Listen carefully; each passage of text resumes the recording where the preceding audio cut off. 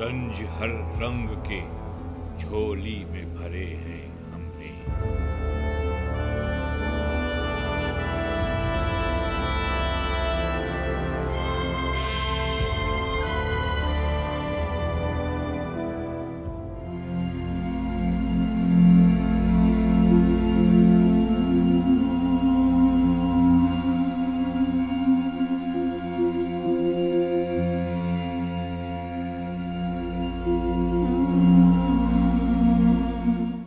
कभी कभी बोलते थे कि माहौल से नहीं, हालात से नहीं है, लेकिन वो ना डर थे, उनको डर नहीं लगता था। लोग कुछ दिलासा दे के चले जाते हैं, लेकिन जो एक कमी है, जो एक खला आ गई है दरमियान में, वो कभी भी ख़त्म नहीं हो सकती। तो सुबह भी उसको मुस्कुराते हुए देखना, लेकिन हर टाइम जल्दी में होता था, बस जाना है, कोर्ट जाना है, जल्दी है। जब तक हम एक हजूम बने रहेंगे तो ये सिलसिला होता रहेगा। भेड़िए आएंगे और वो हमें मारेंगे और चले जाएंगे। हम हजूम की तरह कभी इधर भागेंगे, कभी उधर भागेंगे। एक तरह का मातम छा गया था यहाँ पर। नाज़रीन, ये कहानियाँ नहीं, हक़ाइक़ हैं। ऐसी दिलगुदाज दास्तानें हैं जो अहद ब अहद किसी न किसी सूरत हमें नजर आती रही हैं, और इनका सबब दहशतगर्दी। इस प्रोग्राम के आखिर में एक सवाल जरूर आपके दिमाग में उठता होगा कि आखिर आर्थर विक्टर का कसूर क्या था। बहुत अच्छे इंसान थे, कभी किसी शिकायत का मौका नहीं दिया, बहुत ख्याल रखते थे सबका, हर टाइम चेहरे पर मुस्कुराहट रहती थी, किसी से कोई शिकवा नहीं, किसी से कोई शिकायत नहीं। रात को देर देर तक काम करना कि नहीं, काम ज़्यादा ज़रूरी है। सुबह 5 बजे तक सोना, 6 बजे तक सोना, फिर वही कोर्ट, फिर शाम को वही चैम्बर चले जाना अपने काम से। उनकी मुस्कुराहट हमेशा आंखों के सामने रहती, क्योंकि वो हमेशा मुस्कुराते रहते। क्वेटा में पैदल पे होने वाली दहशतगर्दी ने सैकड़ों घरों के दिए बुझा दिए।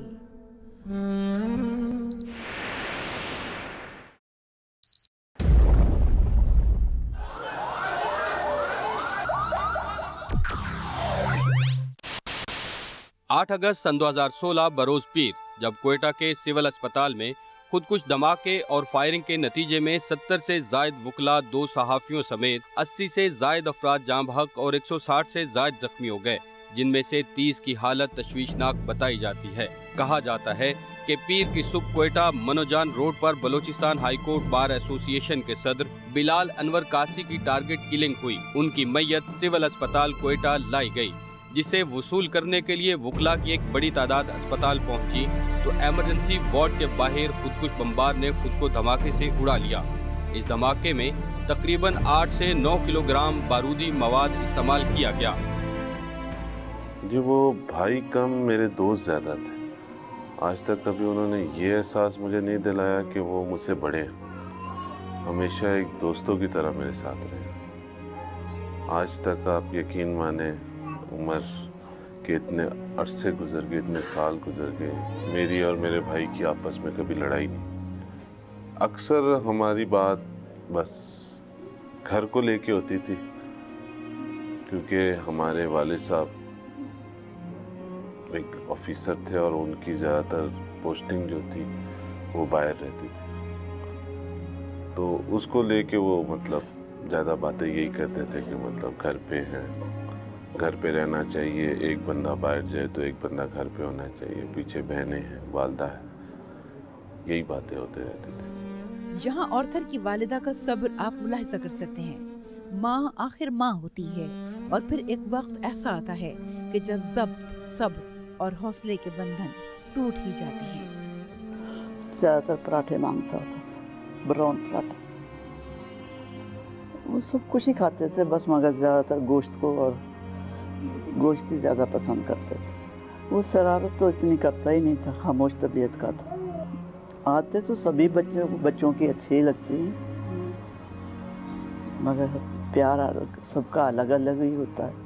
मगर उससे ज़्यादा प्यार था क्योंकि वो बड़ा था बेटियों से, छोटा था दो बेटियों से। इस मासूम से बच्चे में एहसासात और जज्बात का फुकदान है, मगर इस उम्र में इन जज्बात को कोई कैसे नाम दे सकता है और कैसे उसका मुजाहरा कर सकता है। आर्थर और उनके इस नन्हे बेटे का राबिता आंखों का ही तो था। कि ये फीलिंग जब छोटे होते हैं उस वक्त नहीं होती, लेकिन जैसे जैसे बड़े होते हैं, आप ज़िंदगी के मैदान में जाते हैं, तो वो बाप का जो आपके उसका एक्सपीरियंस है वो आपके साथ नहीं होता। आपको हर चीज़ अपने एक्सपीरियंस से खुद करके, उसमें आप गलतियां भी करते हैं, आपको वो जो है ना नुकसान भी उठाते हैं, लेकिन आपको खुद तजर्बे करने पड़ते हैं, तभी आप सीखते हैं। बाप का तजर्बा जो होता है, जो आपको गाइड करता है, वो नहीं होता आपके साथ। वो बहुत ज़्यादा खुश थे, इतने खुश कि उनके पाँव ज़मीन पे नहीं लग रहे थे अपने बेटे को उठाने के बाद। उनकी खुशी ऐसी थी जो बयान नहीं की जाती।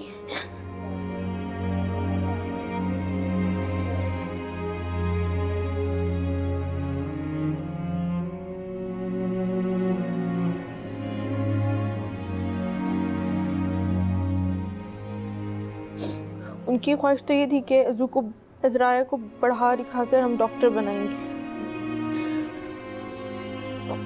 और ख़ुद से ज़्यादा उसको पढ़ाना चाहते थे। खुद इतने मतलब क्वालिफाइड थे, लेकिन फिर भी उनकी ख्वाहिश थी कि उनकी औलाद उनसे ज़्यादा हो। उनकी हर छोटी छोटी चीज़ का ख्याल रखना, उनकी हर ख्वाहिश पूरी करना उनका मकसद, और जो वो पूरे करता। खुद को यकीन दिलाने की एक लाहासिल कोशिश, जाने वाले भला कब वापस आते हैं। सुबह में जाते हुए बस जब वो जा रहे थे तो मुलाकात हुई थी। मेरे बच्चों को स्कूल से लाना वही करता था। मुझसे पूछा बच्चों का, आज बच्चे स्कूल गए हैं? मैंने कहा हाँ जी। तो मैं जल्दी आ जाऊँगा, आज कोई इतना काम नहीं है, आज केसेस ज़्यादा नहीं है। बस बाकी जाते हुए वही सलाम दुआ करके जाना।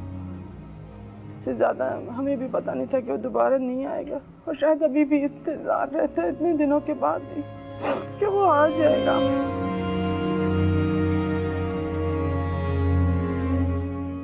सब कुछ हमने देखा अपनी आंखों से, लेकिन अपनी आंखों पे एतबार नहीं है, क्योंकि वो हंसता मुस्कुराता घर से गया है, और वो आएगा वापस। मैं उससे बहुत प्यार करती थी, और हमेशा उसको इसी वजह से थोड़ा मना करती थी, रात को देर से आना, तो अपना ख्याल रखा करो कि आप हमारे लिए बहुत कीमती हो। हकीकतन कोई मजहब बर्बरियत और शिद्दत पसंदी की इजाजत नहीं देता। कोई ऐसी किताब, आसमानी किताब नहीं है जिसमें यहाँ लिखा हो कि बेगुनाहों को मार के आप जन्नत जाएंगे। ये सिर्फ और सिर्फ झूठ पे एक मजमी उनको फीडिंग दी जाती है, और कुछ भी नहीं। ऐसा कोई ना आसमानी किताब में है, ना हमारी किताब में, ना कुरान शरीफ में, किसी में भी नहीं। ये इंसान कहने के लायक ही नहीं है। जब इंसान को अपनी जान का एहसास ही नहीं, तो वो इंसान किस तरह का इंसान हो? ये तो जालिम जाबिर लोग, ये जब अपनी जान की परवाह नहीं कर रहे और अपनी जान के साथ साथ बहुत से घरों को उजाड़ के जा रहे हैं, तो ये इंसान कहलाने के लायक ही नहीं। बाहर का तो कोई मज़हब कोई उसका नहीं है, उसका तो सरफ जो है वो अपना, उनका अपना मिशन है, अपना मोटो है, और वो उसी को लेके चलते हैं। उनका वो सब कुछ दीन ईमान सब कुछ पैसा है, ना उनको किसी से तल्लक है, ना उनका किसी मज़हब से तल्लक है, ना उनका किसी और से। उनका तो सब कुछ जो है वो पैसे के साथ है। मेरा क्योंकि दूसरी जगहों पे जाता हूँ, दूसरे मुल्कों में जाता हूँ, वहाँ देखता हूँ, तो वहाँ पे अभी कोई भी ऐसा नहीं है। मैं मॉरिशस में था, पूरा साल एक था, एक साल में एक वाक़या हुआ, सिर्फ किसी ने चाकू से किसी को मार दिया। अदरवाइज लोग डरते हैं खौफ से, क्योंकि पुलिस है या दूसरा है, उनका दारों का एक खौफ होता है कि वो हम गलती करेंगे तो वो हमें पनिश करेंगे। लेकिन यहाँ पे जब खौफ ही ख़त्म हो जाए कि हम गलती करेंगे तो हमें कुछ नहीं होगा।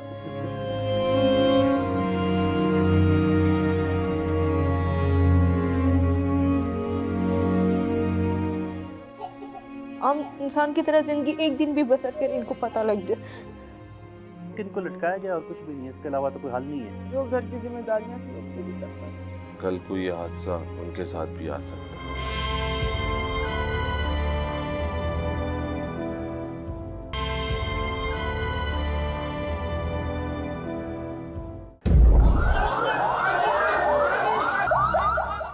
ऑर्थर विक्टर उन नौजवान कोहना मश्क, मेहनती, ज़हीन, तालीम याफ्ता और मंझेवे कानूनदा में से थे जो एक दर्दमंद दिल रखते थे। इसीलिए उस दिन वो भी बिलाल कासी के कत्ल का सुनकर अपने साथियों समेत सिविल अस्पताल पहुंचे, जहां खुद उनकी जिंदगी का चिराग गुल हो गया। बस बेटे को फ़ोन आ गया था, छोटे बेटे को, तो फिर घर में सब लोग इकट्ठे होने शुरू हो गए थे। नहीं, फिर मैंने अपने बेटे से बार बार फ़ोन करके पूछ रही थी कैसा है मेरा बेटा, कैसा। बस अम्मी मैं अकेला रह गया हूँ।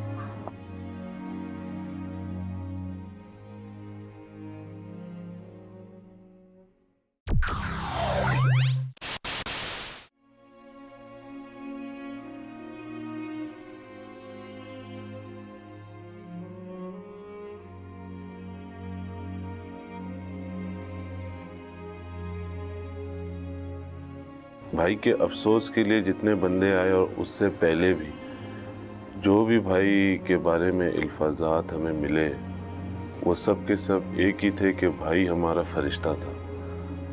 वो ना कभी किसी से फीस की बात करता था, ना कभी किसी से उसने ये बात की कि मैं आज थका हुआ हूँ तो मैं नहीं जा सकता या मैं डेट ले दूँगा, नहीं। इवन के अपने केसेस के अलावा वो और कोई वकील भी बहुत सारे आए उनके अफसोस के लिए, उनके केसेस पे भी खुद जाते थे। स्माइलिंग फेस था इनका। चीफ जस्टिस ऑफ पाकिस्तान के साथ उनके स्पोकमैन जस्टिस साहब को यही बता रहे थे कि मतलब बहुत स्माइलिंग फेस था उनका। ये हमारे लिए एक बहुत बड़ी एजाज़ की बात है कि जिनसे हमने कभी सोचा नहीं था कि हम कभी हाथ भी मिला सकें, आज वो हमारे घर पे भी आए। खुद तो भाई शायद ना मिल सके पर हमें मिला के। इस वाक़े के हवाले से मेरे अपने कुलीग हैं, हमायूं उनका नाम है, उसने मुझे इतला दी थी वो, क्योंकि उस टाइम जिना रोड पे मौजूद था और सिविल हॉस्पिटल जिना रोड पे ही है। वहाँ से उसका गुज़र हो रहा था तो उनका जो था उन्होंने बताया यहाँ पर वकीलों पे खुदकुश धमाका हुआ।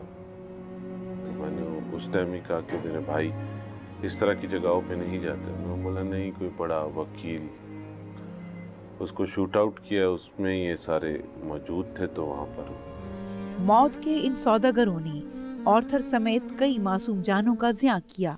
सच है कि इन दहशतगर्दों का मकसद एक ही है कि इंसान को नेस्तो नाबूद किया जाए। जो मेरे ख्वाब थे वो और जो मैं चाहती थी वो मुझे बिल्कुल वैसा इंसान मिला। कभी किसी चीज़ की कमी नहीं होने दी। हमेशा इस तरह रखा जैसे फूलों की तरह फूलों की हिफाजत की जाती है। बस उन्होंने ये कहा मेरा थोड़ा सा काम है लेकिन ज़रूरी काम है, बस मैं वो करके जल्दी आ रहा हूँ। उसके बाद अभी तक नहीं। जब खुद उन्होंने कहीं जाना हो आना हो उनको पूरी सिक्योरिटी चाहिए। आप आम आवाम का क्या कसूर है? जो किसी का कुछ बिगाड़ता भी नहीं, उसकी जान की कोई वैल्यू नहीं है। अपने तहफ़्फ़ुज़ के लिए उन्हें हर चीज़ मुयस्सर। दूसरा जो मेहनत मजदूरी कर रहा है अपनी औलाद को, अपने घर वालों को, माँ बाप को खुश करने के लिए, बीवी को खुश करने के लिए, वो ऐसे ही है, वो कोई अहमियत नहीं रखता।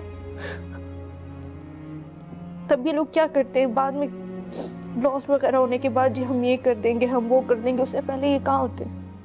जो इंसान भी आंखों के सामने था और एक सेकंड नहीं पता चला उसका, जिसका इंतज़ार हम सबको था, खासकर उनके बेटे को। वो हमेशा अपने बाबा को बहुत मिस करता है, रात में खासकर बहुत ज़्यादा मिस करता है, क्योंकि उसको पता होता है उसका बाबा आएगा, उसको उठाएगा, उसके साथ लगा रहेगा। इसका क्या कसूर था जो इसका बाप किया? अभी तक तो उसने सही तरह से देखा नहीं, उसका प्यार नहीं सही तरह से ली।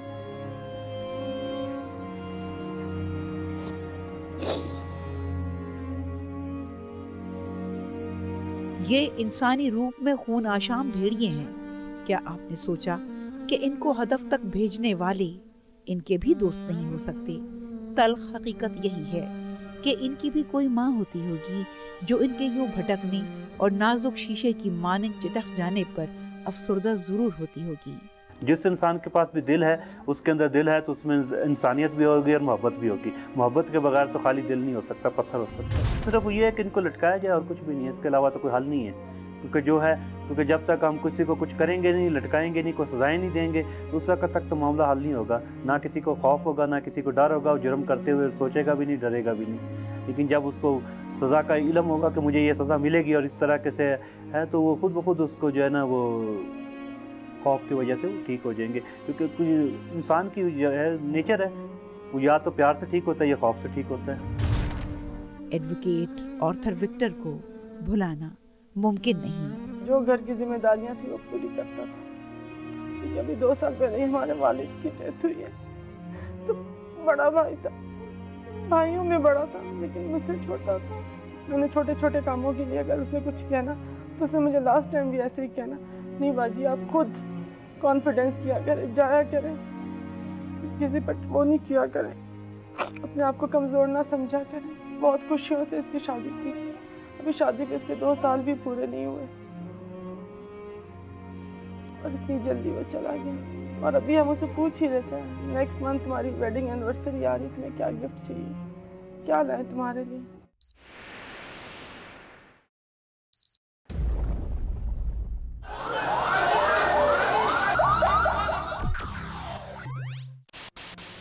ये एक ऐसे ज़राए, एक ऐसा दीमक है जो हमारे मुल्क को खा रहा है। इस दीमक को हमें जड़ से मारना पड़ेगा। कोयटा बहुत छोटा सा शहर है, ये यहाँ के लोग एक दूसरे से रफ़ाकत रखते हैं, एक दूसरे से उनका सलाम दुआ और किसी न किसी लिंक से वो एक दूसरे से कनेक्टेड है। जब भी कोई धमाका होता था, जब भी कोई ऐसा सानिया या ऐसा हादसा होता था, तो बहुत से हादसों पे मैं मेरा भाई इकट्ठे गए हैं, हम लोगों ने फातिहा भी की है। इंसान इंसानियत के महराज पर उस वक्त पहुंचता है जब वो रंग, नस्ल, मजहब, फिरके से बालातर होकर सोचे। ऑर्थर ने भी यही किया कि एक गुलदस्ते की माने वो भी दीगर फूलों की तरह मुरझा गया। मैं तो ये कहती हूँ कि अभी जो हुआ सो हुआ, आइंदा के लिए खुदा के लिए कुछ कर ले। दूसरी माओं के औलाद उनसे ना छीने, ना बीवी से शोहर, ना बहन से भाई। ये रिश्ते बहुत अहमियत रखते हैं और जो लोग बाहर जाकर कमाते वो मेहनत मजदूरी करते हैं। आप लोग की तरह कुर्सी पर बैठे नहीं कमा रहे, आम इंसान की तरह जिंदगी एक दिन भी बसर कर इनको पता लग जाए। आज अगर इतने लॉयर्स के जो घर हैं वो तबाह हुए हैं, कल को ये हादसा उनके साथ भी आ सकता है। कल को उनकी भी माँ से एक बच्चा जा सकता है, कल को उनकी भी बीवी से उनका शौहर जा सकता है, भाई जा सकता है, वालिद जा सकता है। अगर ये एहसास उनमें आ गया तो दहशतगर्दी का कोई ऐसा इशू नहीं है।